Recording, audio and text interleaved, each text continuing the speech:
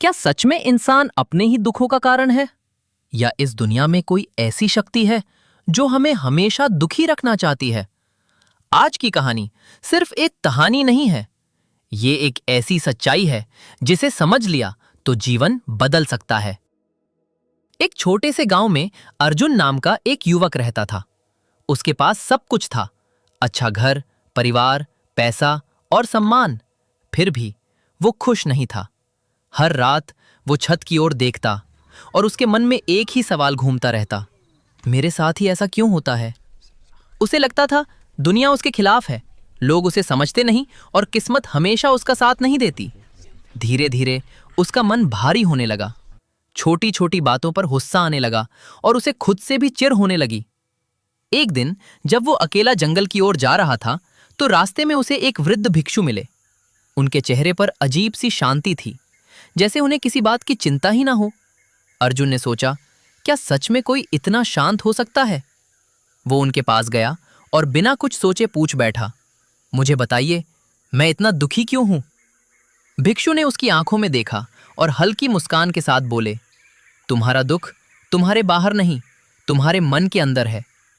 अर्जुन चौंक गया, मन में? लेकिन मेरे साथ जो हो रहा है वो तो सच है। भिक्षु ने कुछ नहीं कहा। उन्होंने पास रखा एक कटोरा उठाया, उसमें पानी भरा और अर्जुन को दिया। इसमें एक मुट्ठी नमक डालो। अर्जुन ने वैसा ही किया। अब इसे पियो। जैसे ही उसने पानी पिया, उसका चेहरा सिकुड़ गया। बहुत कड़वा है। भिक्षु मुस्कुराए, चलो मेरे साथ। दोनों पास की नदी तक पहुंचे। भिक्षु ने वही नमक उठाया और नदी में डाल दिया। फिर बोले, अब इस पानी को पियो। अर्जुन ने पानी पिया। इस बार पानी बिल्कुल सामान्य था। वो हैरान था। भिक्षु ने धीरे से कहा, दुख नमक की तरह है, फर्क सिर्फ तुम्हारे मन के आकार का है। अगर तुम्हारा मन छोटा है तो थोड़ा सा दुख भी कड़वा लगेगा, लेकिन अगर तुम्हारा मन विशाल है तो वही दुख तुम्हें तोड़ नहीं पाएगा। अर्जुन कुछ देर चुप रहा, फिर बोला, लेकिन लोगों ने मेरे साथ गलत किया है, मैं गुस्सा कैसे न करूं? भिक्षु ने पास पड़ी एक जलती हुई लकड़ी उठाई। इसे पकड़ो और किसी पर फेंको। अर्जुन तुरंत पीछे हट गया, मैं खुद जल जाऊंगा। भिक्षु ने शांत स्वर में कहा, यही क्रोध है। तुम सोचते हो तुम किसी और को जलाओगे, लेकिन सच ये है कि जलते तुम खुद हो। अर्जुन की आंखें धीरे धीरे खुलने लगी। भिक्षु उसे नदी के किनारे ले गए। पानी लगातार बह रहा था। उन्होंने पूछा, क्या तुम इस नदी को रोक सकते हो? नहीं।